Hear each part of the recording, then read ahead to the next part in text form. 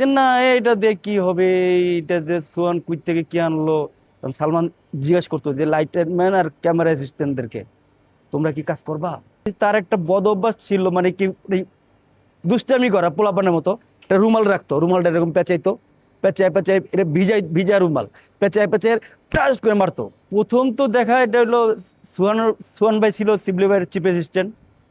সেই সুবাদে সোহান ভাই যেদিন মহরত করে ওই দিনকার সালমান শাহকে নিয়ে আসে আর মৌসুমী দেখে কি সোহান ভাই আরে কই থেকে কি নিয়ে এলো। ম্যাক্সিমাম লোক এটা বলছে, আমাদেরও ধারণা এটা ছিল, দেখি এটা তো না। পরে ওইটা গেল, কারণ ওইটা প্রথমে সালমান শাহকে দেখে কেউ আসলে ওই নায়ক নায়ক মনে করে না। মনে করে নাই যে না এটা দিয়ে কি হবে, এটা যে সোহান কুই থেকে কি আনলো। এমনকি ভাই মাহফুজ ভাইও খুব একটা ছিল, মনক্ষুণ্ণ ছিল। কারণ ওইটার ক্যামেরাম্যান ছিল এআর জাহাঙ্গীর, মাহফুজ ভাইয়ের আমাদের এই বড় ভাই মাহফুজ ভাইয়ের প্রথম অ্যাসিস্ট্যান্ট ওই ভদ্রলোক। সেও মানে খুশি মনে কাজ হয় নাই, কিন্তু কাজ করতে গিয়ে সেও এরকম হয়ে গেছে যে না ওর। এবং প্রতিটা সেটে সে খুব আগ্রহের সাথে, কোনো lightman camera assistant makeup man কেউই কইতে পারবে না কারো লাগে কোনো জোরে কথা বলছে, খারাপ ব্যবহার করছে, সবাইকে হাসি খুশি রাখছে। এবং অনেক ডাইরেক্টর ছিল যে রাত্র 12টা বেজে গেছে, আর একটা সিন আছে, এটা করে যাও।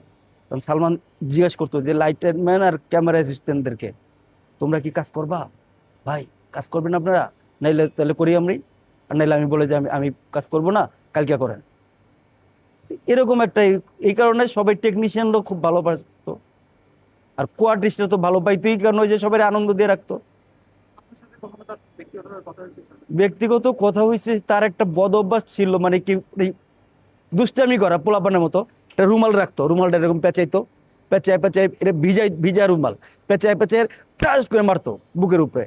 এবং ওই বুকের পশম ধরে যার শার্টের বুতাম, আমরা তো তখন শার্টের এই পর্যন্ত বুতামই থাকতো না আমার, পশম ধরে টান দিত। আর ওই ওই যে রুমালটা মারতো খুব জোরেই লাগতো, এটা থেকে সে খুব মজা পাইতো। পরে যখন এটা ব্যথা এটা- পায়? এটা- ব্যথা পাইলেও জড়াই ধরতো, মাইরা যদি জোরে লেগেছে সে জড়াই ধরতো। তো আমি কই যে হিরো দেখেন আমি কিন্তু আপনার ফ্রেন্ড না, আপনি এইভাবে করাটা ঠিক হয় না। আমার খুব লাগছিল, এই কারণে এটা হইলো গিয়া মায়ের অধিকারের সেটে। পরে সে কি বলে? পরে আর কোথাও করেনি। লাস্ট ওই যে তেল গেল ফুরাইয়া, না পিঁপড়ায় খাবে বড় লোকের ধন, একটা গান ছিল আমাদের ফরিদ বেশ, ওই গানের সময় ওই দিনকা আবার সারা রাত্র শুটিং করছি। ওই দিনকা সে খুব মজা ছিল, কিরকম মজা করছে? মানে মজা করতো রাত্রে।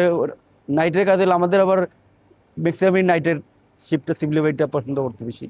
গানের কাজ হইলে একটানা করে যাওয়ার জন্য, এই রাত্রে কাজ হইলে খুব আনন্দ ফুর্তিতে রাখতো সবাইকে।